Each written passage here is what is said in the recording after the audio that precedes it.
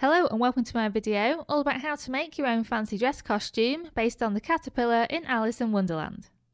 I've always found this character intriguing and maybe a bit scary, and I thought the concept would make a great costume. I particularly like the idea of making a cozy and comfy costume, and that's what I aimed for with this. In order to make this costume yourself, you're going to need some fabric in light blue and royal blue. I would recommend staying away from stretchy materials, and I would recommend using something quite soft. Something like thin fleece would be a good choice, but I used brushed cotton flannel. I ended up needing a length of the darker blue fabric a little over 2 meters long and about half a meter of the light blue. You may also want some lining fabric. It's not totally necessary to line a costume, but it gives a nice finish. I used an old cotton duvet cover. You'll also need some interfacing. I used heavy-duty iron-on interfacing and I bought a 2 meter length of it.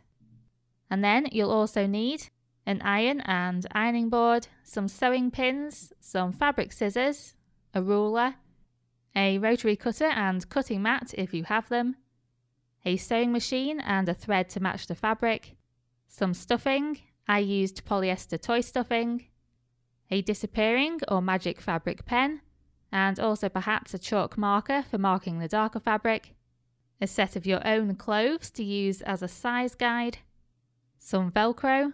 Self-adhesive would be easiest and mine was 2 centimeters wide. You'll need about 1.5 meters of each side of the Velcro. 4 pairs of gloves. I bought 4 pairs of pink gloves off eBay for about £5. You could always add more hands or hands and feet, and even shoes if you wish. It depends what character design you're basing your costume on. You'll also need materials and tools for the prop. I used a length of rope, some glue, a breathing mask, some scrap cardboard, a small amount of duct tape, a candlestick, some gold metallic spray paint and a clear protective spray. Okay, so the first step is to make the prop that the caterpillar carries. The object I found that was the closest match to the prop was a candlestick, so I simply spray painted it with 2 coats of gold spray paint. I also sprayed a clear protective coating over the top of the paint. I would recommend doing this outside and of course wear a breathing mask when you do this. For the pipe section, I already had some rope, so I just wrapped some duct tape around one end and also spray painted it gold. One end was then glued to the candlestick. A thinner rope or cord or pipe would likely be a better match, but I used what I had.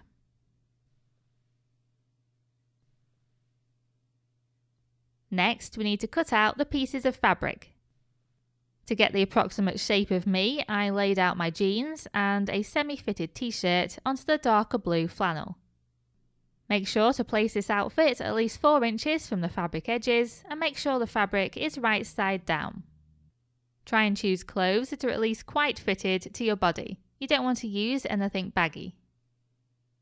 Then draw around the shape of your clothes with a chalk marker, making sure to also trace the curves where the t-shirt sleeves are sewn onto the main body. Decide how long you want the costume to be as well in relation to the jeans and draw a line across the fabric at this point. I then removed the outfit before adding 2.5 inches to each side of my outline. Please note that this resulted in a snug fit at the end, so I would recommend that you actually add at least 4 inches to each side instead. Hold the fabric up against yourself to get a better idea of the size and fit that you want. I then added 3/4 of an inch extra to the outline at the top and the bottom, as well as to the sleeves. You then need to cut along these outer lines with either fabric scissors or a rotary cutter on a cutting mat. Next, cut out a piece of interfacing the same size as this flannel piece, minus about 3/4 of an inch from the top and bottom edges, and minus about 1/2 inch from the side edges. Make sure that you measure and cut this piece with the glue side or shiny side facing down onto the wrong side of the flannel. Next, you need to iron on the interfacing. So take the piece of iron-on interfacing you've just cut out and iron it onto the wrong side of the flannel piece to attach them together. Make sure that it's placed glue side or shiny side down. Iron at the highest heat setting you can for your fabric and iron the interfacing all over. I pressed for about 10 seconds in each spot. Make sure that you don't use steam and particularly focus on the edges to make sure that they're glued down well. The reason for adding interfacing, by the way, is to add some body to the fabric and some structure so that it holds its shape. And lastly, cut out a piece of the lining fabric, whilst it's right side up, that is the same size as the flannel piece, which should still be right side down. You need to stack the flannel and interfacing piece and the lining piece so that the interfacing is face down to the floor, and then the lining is also face down on top of the flannel. Essentially, the lining and flannel are right sides together. You may notice that I made my lining a little bit shorter at the top and bottom edges, but please just ignore this. I was trying to do a trick to hide the edge of the lining from the front, but this turned out to be totally unnecessary. Then add sewing pins all the way around except for along the bottom edge. As I said before, ignore the fact that my lining is shorter than my flannel, yours will be the same size. Sew with a straight stitch along all edges except for the bottom edge. Remember to remove the pins so that you don't sew over them, and also remember to backstitch at the beginning and the end. I sewed 1/2 inch inside the edge of the lining. Next, we need to cut out the 2 side sections that go at the front of the costume. So first, sketch out on the interfacing where you want these side pieces to be positioned. As you can see, I added a curve to these lines. These pieces should be mirror images of each other. To help you picture what size you want these to be, remember that the space left in the centre of these 2 pieces will be the approximate size of the central section, so try to keep everything in proportion. Then drape the darker blue fabric over the top, right side up, so that it covers the area where it will be positioned. Then pin it in place and flip all of the fabric upside down. This will allow you to trace around the back piece with a disappearing fabric pen, drawing onto the back of the flannel. Cut along this line to remove the excess fabric and flip everything over again. Transfer the line you drew on the interfacing onto the flannel, then cut along this line. This will give you the flannel side piece. Then just repeat these steps to make the other side piece. So drape the darker blue fabric, right side up, pin it in place and then flip everything upside down. Trace around the back piece onto the flannel, cut along this line and then flip everything back over again. Then transfer the line you drew on the interfacing onto the flannel and then cut along this line as well. After this, you'll have both side pieces. Then, as we did with the back piece, we now add interfacing and lining fabric to each of the side sections. I didn't have a piece of interfacing long enough, so I added it in sections this time, as you can see. You'll need to cover the back of each flannel piece, minus 1/2 inch on each side, and minus 3/4 inch at the top and bottom edges. Pin the interfacing in place and then press with an iron to attach them to the flannel. Always check the interfacing is glue side down before ironing.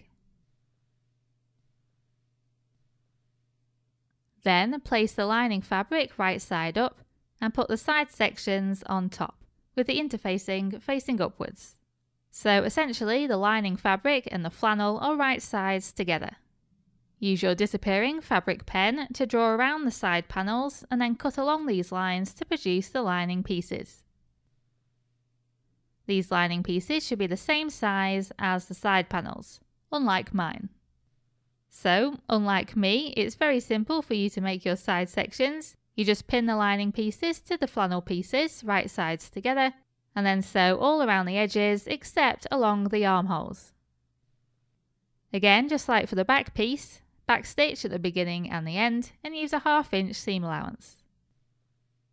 As I said before, I made all of my lining pieces about 3/4 of an inch shorter at the top and bottom edges. And that's because there's a little trick you can do to stop lining from showing at the front of a costume or outfit. I'm now going to quickly show you how I sewed the side sections, just in case this tip helps you in a different project. But since it's irrelevant to this project, feel free to fast forward through this step. So just like you did, I put the lining and the flannel pieces right sides together, and then I lined up the top edges. I then pinned and sewed along that edge.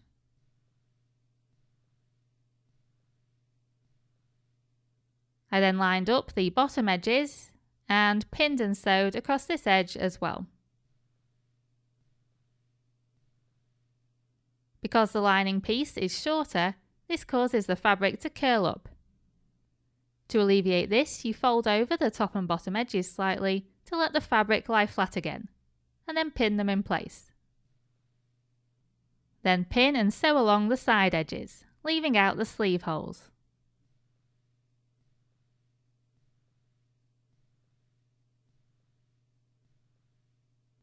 Next, we need to create the last section of the costume, which is the central section. To do this, draw out the gap between the two side sections onto a light blue fabric. This fabric should be right side up. Add 1/2 inch to one side edge of this outline and 1/2 inch plus the width of your Velcro to the other side edge. Draw lines at these points and then cut along them. I didn't have a piece of light blue fabric long enough, so as you can see, I added 2 pieces together. I did this by placing the 2 pieces right sides together, then pinning and sewing the edge.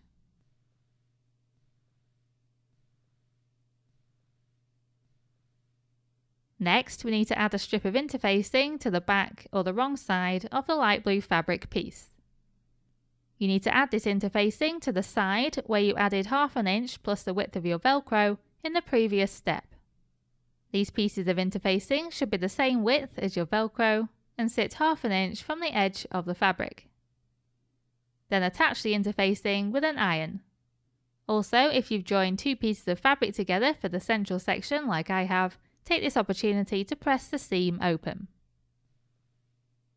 You then need to cut out a piece of lining fabric that's the same size as this piece of light blue flannel. When you do this, make sure the flannel and the lining fabric are right sides together. Then pin and sew these pieces together around the edges, except for a section of a side edge where you'll leave an unstitched gap about 8 inches long. Make sure that you leave this gap on the side edge that doesn't have the interfacing on. Next, you just need to turn everything right sides out. So turn the side sections the right way out through the sleeve holes, the back section through the bottom edge, and the central section through the gap on the side edge.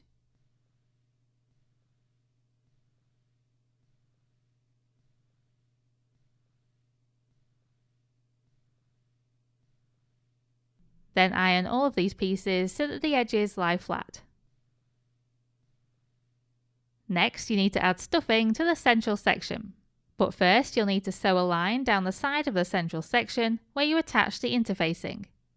You should sew just the other side of where the interfacing lies, which should be the same distance from the edge as your Velcro width. So in my case, I sewed a line 2 centimeters from the edge. Then mark out sections on the light blue fabric. I split mine into 5. Add stuffing inside the tube to fill one section.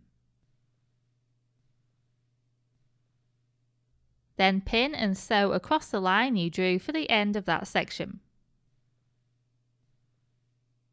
Make sure you don't overstuff the sections, you only want them loosely filled. Repeat this for every section. Then sew up the gap in the side edge so everything is contained. To finish, add Velcro strips along the edge that contains the interfacing. We then need to join the sections together. So first we need to attach the side of the central section that doesn't have Velcro on it onto one of the side sections. Pin the side section onto the central section, right sides together, and then sew along this edge. Sew slowly because it's quite a thick seam, and also use a slightly longer stitch length. Then do this again to join the same side section to the back piece, but don't sew along the sleeve holes. We don't want those sewn up. Then repeat again to add the other side section to the back piece. Finally, add Velcro to the inside edge of the side panel so that now the side panel and central section can attach together and unattach easily. And then we're on to my favourite part, which is where we make the hands. I wanted to make 3 pairs of hands, so I cut out 6 pieces of the royal blue flannel, measuring 9 by 19 centimetres. I folded these over, right sides together, then sewed a straight line down the edges. For each hand, I slipped one of these tubes over the bottom of the glove so that the edges lined up. Then I carefully and slowly sewed these edges together. Then fill the hand and cuff with stuffing, and you want these to be quite firm. Add little bits into the fingers first before the main part of the hand so that you don't get lumpy hands. Do this for all of the gloves. And then in the end you'll have a big pile of hands. And now we're nearly at the end and we're just going to attach the hands and do some finishing touches. So position the hands as you want them and pin them in place. It's a bit tricky to fit on the sewing machine, but you now need to sew these hands onto the side panels of the costume. Make sure all of the stuffing is contained when you do this. If you find it easier, you could hand sew these on instead. And then for the finishing touches, you just need to sew up the gaps in the seams. So that's the sleeve holes and across the bottom of the costume. To do this, you first need to fold in the fabric edges, and then you can either top stitch on your sewing machine or hand sew using the invisible stitch. And that's it, that's the costume complete. I have to say I'm very pleased with how it turned out. It's extremely cosy to wear and it's a lot like wearing a sleeping bag. I plan to wear it with a long sleeve blue top, blue tights, blue shoes, blue makeup, and either a blue balaclava or I'm going to wear my hair in a bun. But of course it's completely up to you how you style it. I really hope you've enjoyed this tutorial and thank you very much for watching.